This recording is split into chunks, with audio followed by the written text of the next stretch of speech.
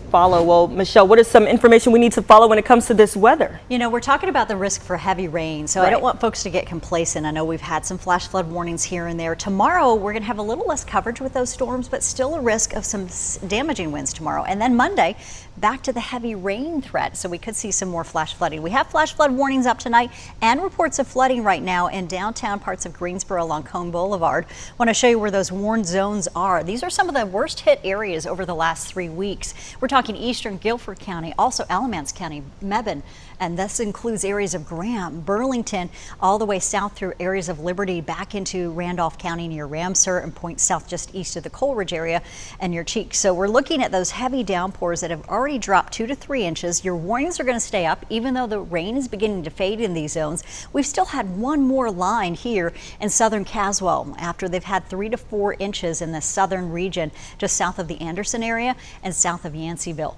Now Reedsville too, just south there in eastern areas of Rockingham County, we've had tremendous amounts of rain too. So want to make sure folks are not getting on the roads right now, even though the storms are starting to fade there. Thunderstorms also up in the Stewart area. We're monitoring one that has some signs of rotation and could do some damaging wind gust action for us tonight. Flash flood warnings up until at least 11:45 to midnight here you see, and this one up until 11:45 for folks in southern Caswell County. They're still getting the rain there. Rain is beginning to move off to the east and fade as it rolls east. We've also had lots of wind reports along I-40 and here one near 70 as well, but this one is the one we're talking about for flash flooding in Greensboro. This has been reported by the 911 call center. This was earlier at 7 o'clock. This was between Church Street and Yanceyville Street. So lots of rain coming down some of those streams and creeks, and of course the storm drains just overwhelmed when you get this much rain and a succession of showers and storms like we did today. Thunderstorms are finally moving out, but unfortunately folks in Chapel Hill and all along Interstate 40, they've had to deal with some trees down too. Now we're looking at this storm in areas just moving east of Patrick County through Martinsville. Want to keep an eye on this because it could impact folks in Rockingham County too. It's a big one. Look at this, 50,000 feet for those echo returns here. Nice cell structure, and what we're seeing is that heavy rain and a threat possibly if this holds together and becomes severe, we could see some damaging wind threats out of that. So this is moving south and east and eventually may impact folks there about 10:20 in Price, Eden around 10:42, and Happy Home just close to 11 o'clock. So if you're in those zones, be watchful and mindful. You don't want to get out in those thunderstorms too.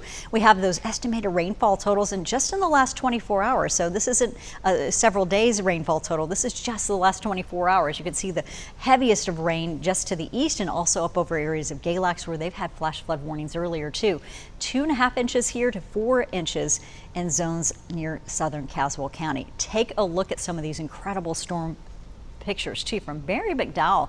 This roll cloud last night was along a gust front in Pilot Mountain. We'd had all of those severe thunderstorms out in Surrey and areas of Wilkes County and as well as areas near Elkin.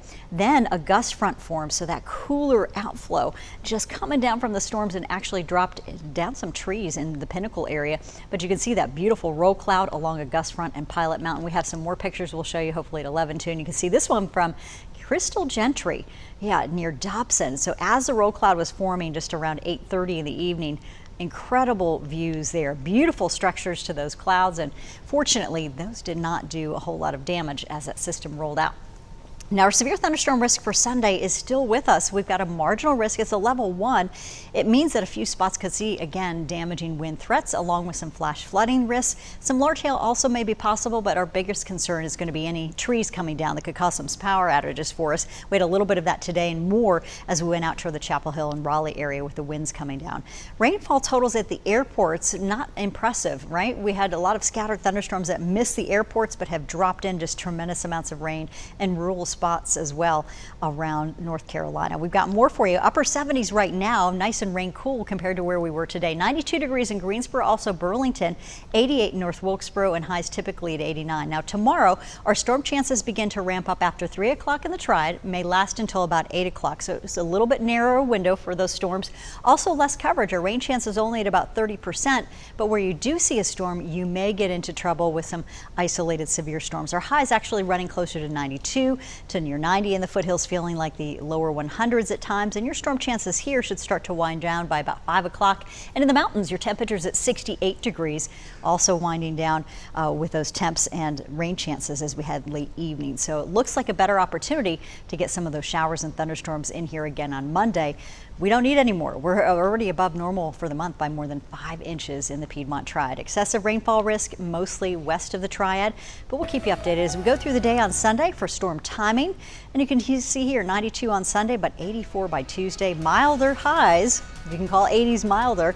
A little less humid through middle of the week before we return to hot 90s toward Friday and Saturday. Looking forward to that drying.